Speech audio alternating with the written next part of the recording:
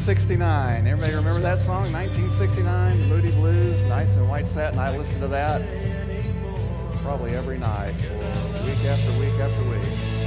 That's enough. We can cut it off. I'd enjoy listening to it longer. I'm going to play some songs from that period of time. Got some Creedence Clearwater going to start out the sermon with next Sunday.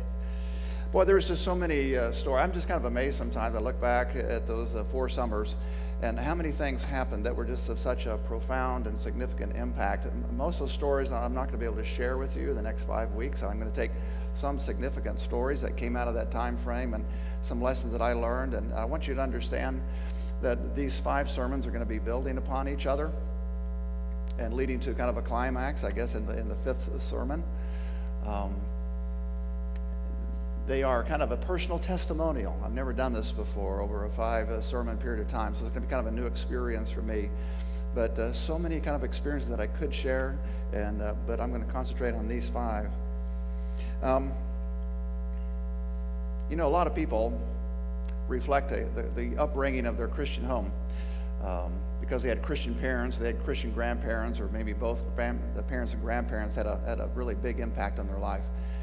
They may have lost the faith themselves. They may have become an atheist, a non-believer. They may have become a functional atheist, even though they claim to be a Christian but live as if they're not a Christian.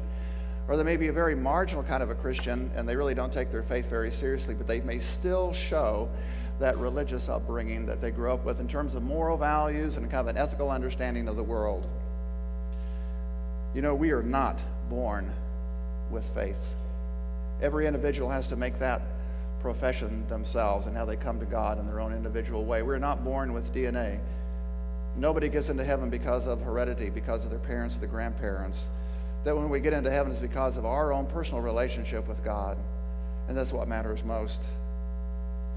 By the time I left high school, I reflected the values of a Christian home. My parents took me to worship and Sunday school every Sunday growing up until I left to go to college at the end of my high school year. But I reflected a lot about the home environment that I grew up in. I considered myself a pretty good person. I followed, I think, most of the 10 Commandments. I didn't murder anybody. I wasn't a liar. I didn't steal. I didn't commit adultery. But I would break a couple of the big 2 of those 10 Commandments over the next few years. I would forsake the Sabbath day. I would do other things than to worship God on the Sabbath. And I would have other gods before me. I wasn't really aware of that, but they were the gods of my own making, the things that I thought were important, and God was not important during that time. When I left home for college and for work, I did not take my faith with me, and I'm not sure how much of a faith I would have had to have taken with me.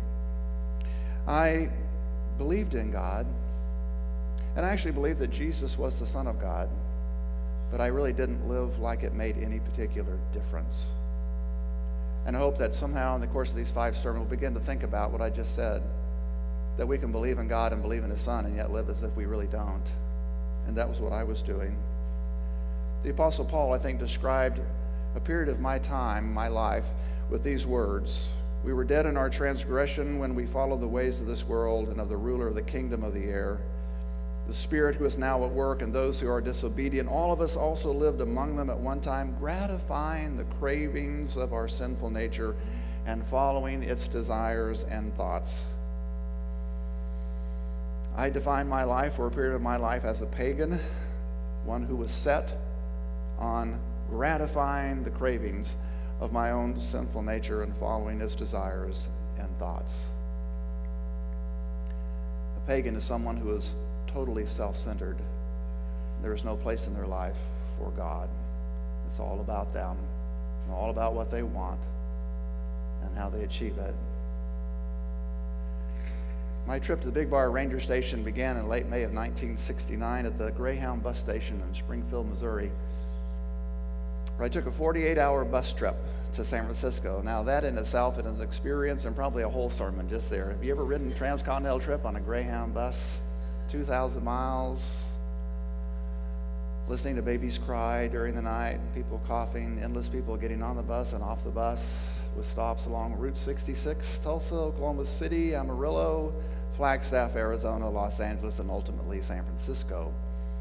And my cousin met me in San Francisco. She had arranged for a job for me. 4 years earlier, I had gone backpacking with her husband and a forest ranger in the Salmon Trinity Alps wilderness area of Northern California. 4 years later, I called her and said, could that forest ranger get me a job? I would love to work building hiking trails in the backcountry. Well, it turned out that the forest ranger that I'd gone backpacking with had left, but another forest ranger had moved in right next door, and she contacted him, and he did, in fact, find a job for me in the Big Bar Ranger Station in Northern California. So my cousin met me at the bus station. We drove 300 miles north towards Oregon to a little place, a little town where she lived called Weaverville. And Weaverville liked to affectionately refer to itself as the Shangri-La of North America. And it was a pretty little town, a small town.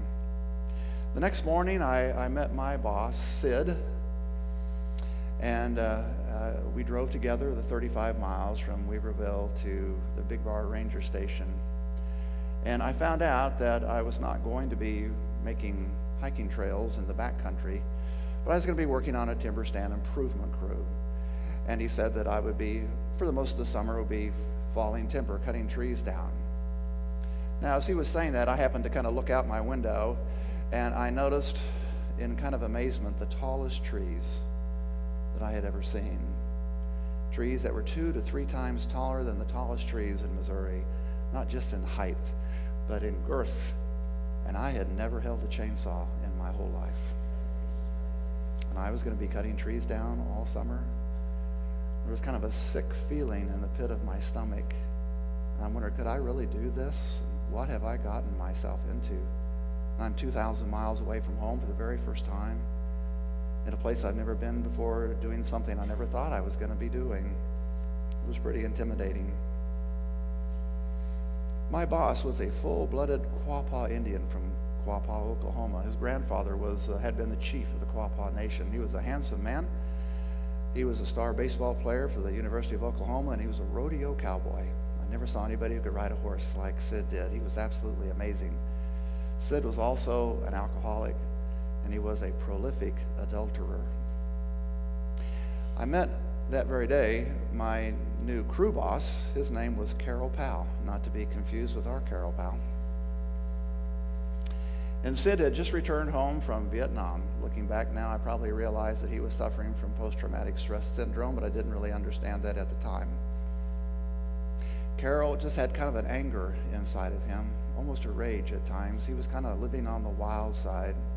He had a hard time just kind of settling down. He never got really mad or angry at me or anybody, even our crew, but he just was kind of a wild person. And he drank heavily every single night. Seemed to drink his anger away.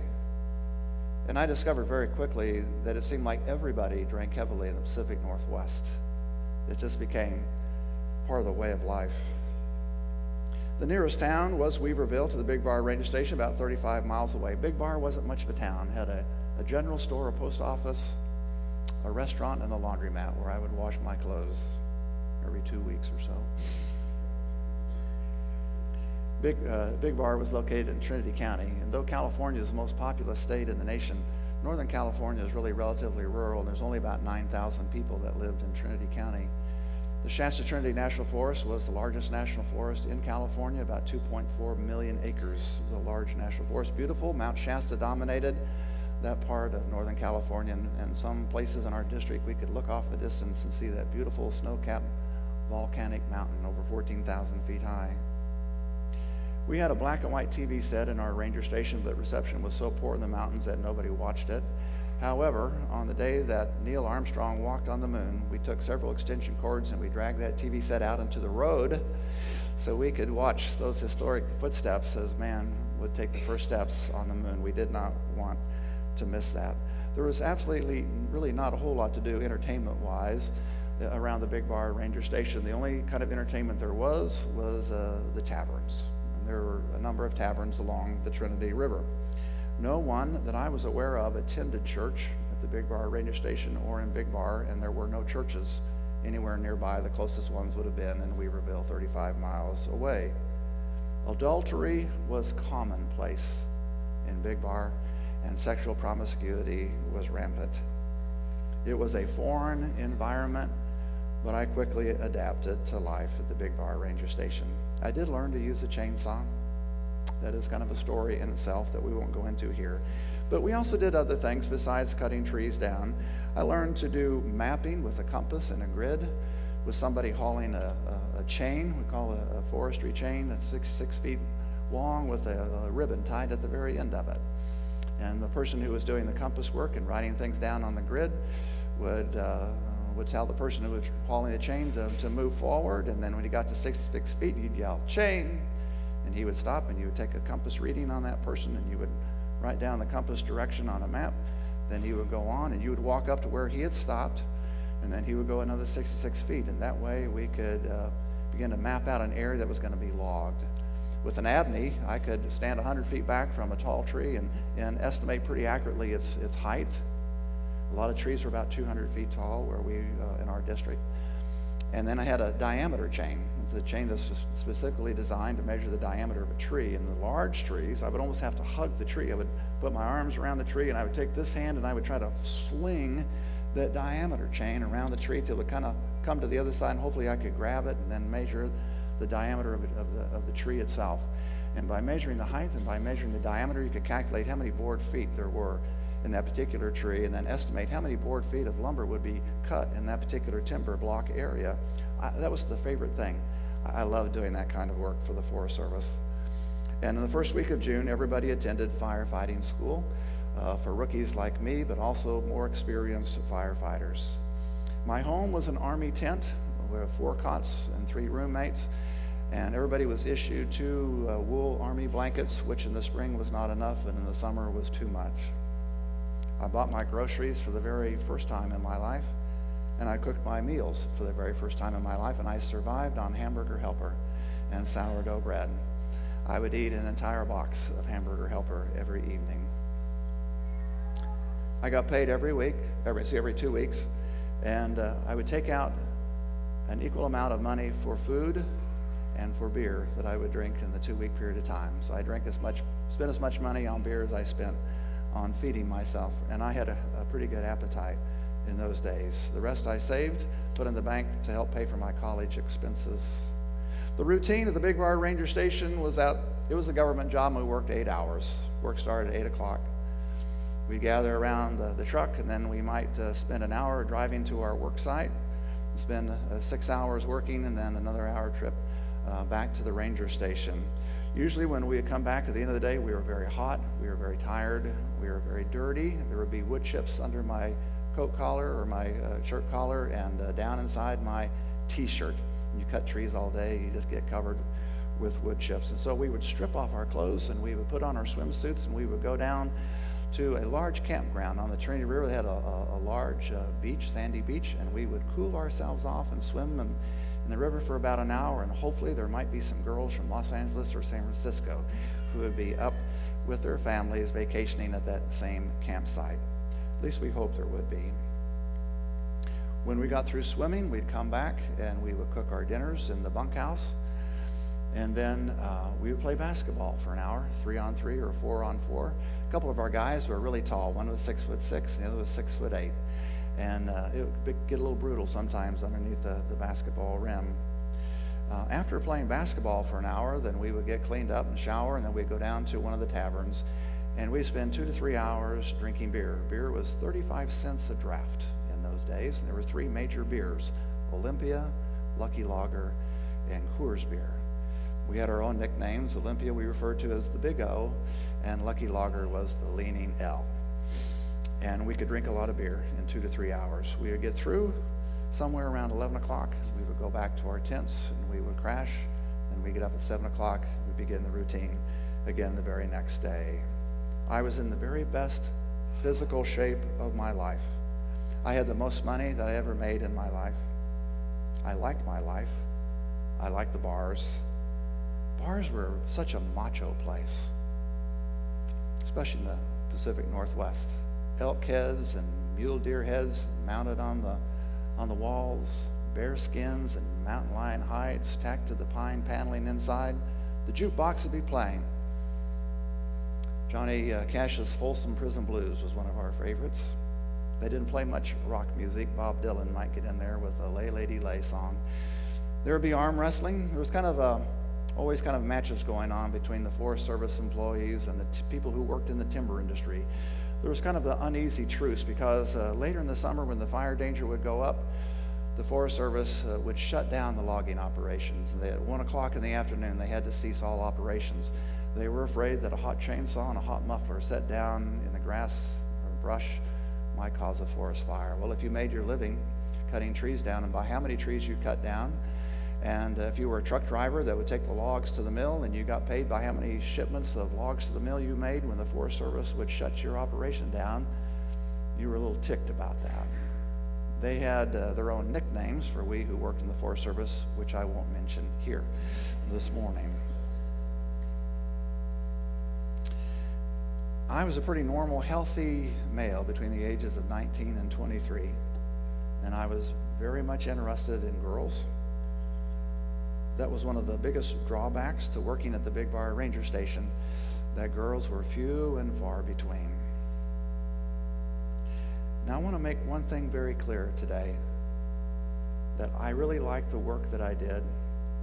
I liked the men that I worked with. I liked the heavy drinking in the bars. I liked the crude jokes, the racist jokes, the foul language. I didn't miss the church. I didn't think about God. I didn't pray, and I didn't read my Bible. I was living my life as a pagan, as a non-believer. Strangely, however, if someone would have asked me, "What religion are you?" I would have said Christian. I still thought of myself as a Christian, even though the way that I was living my life was anything but. I thought of myself as a good person, good by my own standards, I guess. And I didn't see my behavior as harming any other person. Christians are good people, so if you're a good person, you must be a Christian. I was living my life like it was right out of a Jack London novel.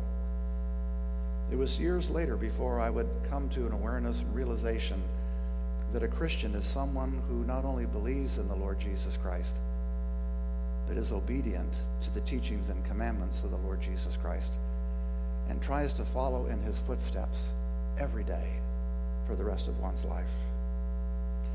And I say that because we've made a lot of noise lately about making disciples for Jesus Christ this year in our church.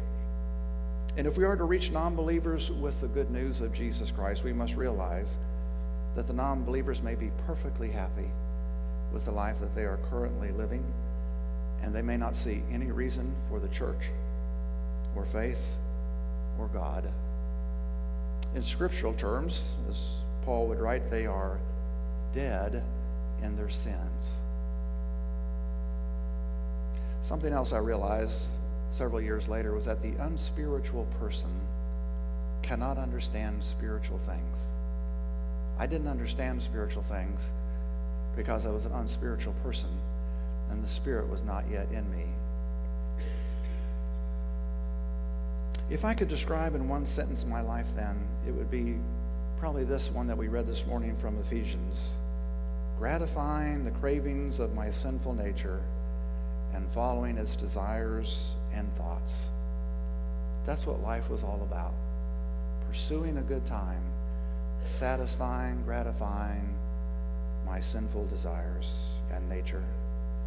But fortunately for me, God had not given up on me. And God was already working behind the scenes in my life even before I was aware of it. The Jews have this belief that history can more readily reveal the hand of God than the current moment. That in time, as we look back in time, we can see how God has been working, where right now it may not be quite so obvious. I look back now and am amazed at the things that God was doing and people who were coming across my life in the right times. God had not given up on me. I've come to understand that salvation is being made whole by God's grace. God puts us back together, we who have been broken by sin. And at some point in time when we realize how broken we are, we seek out God. I guess I was having too much fun at the Big Bar Ranger Station to notice the broken lives around me. Lives and careers that were broken through alcoholism, through adultery, broken relationships, broken marriages, hurt children. Lives that were being destroyed all around me somehow seemed to pass without much notice by me. But God is the great God who can put our lives back together again. And he would put my life back together again too. Next week, I'm going to talk about a story that I did share with you 13 years ago. For most of you, you've never heard it before. An experience where I came very, very close to getting killed in a forest fire. That'll be my subject for next week.